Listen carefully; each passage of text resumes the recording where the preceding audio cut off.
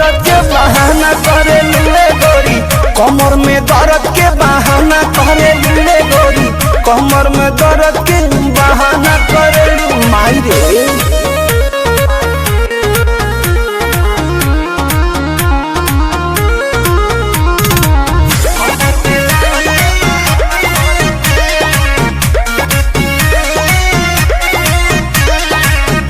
दुपहरिया में धरिया कवरिया में भागेलू कूद के ना आवेलू पजरिया में, भागेलू कूद के ना आवेलू पजरिया में।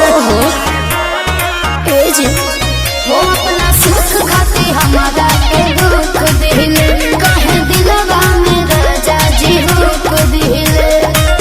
आज के नहीं खेतुरो जाना कर दू, आज के नहीं खेतुरो जाना कर दू, मांगिले मांगिले मांगिले जब जब माना करेलू, कमर में दर्द के बहाना करेलू रे गोरी, कमर में दर्द के बहाना करेलू रे गोरी, कमर में दर्द के बहाना करेलू।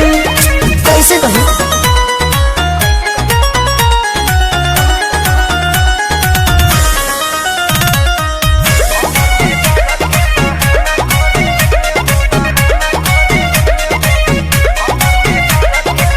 बारू तू कमाल के रखेलू संभाल के, कहे छछनावा तारू निकी निहाल के, कहे छछनावा तारू निकी निहाल के।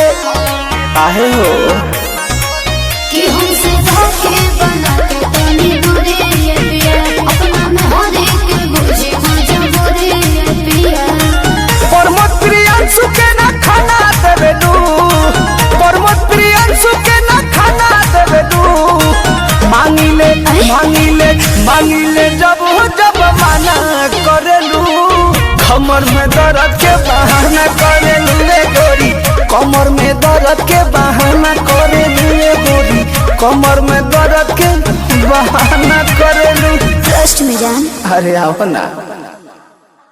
मांगिले मांगिले मांगिले जब जब माना करेलू, कमर में दर्द के बहाना करेलू।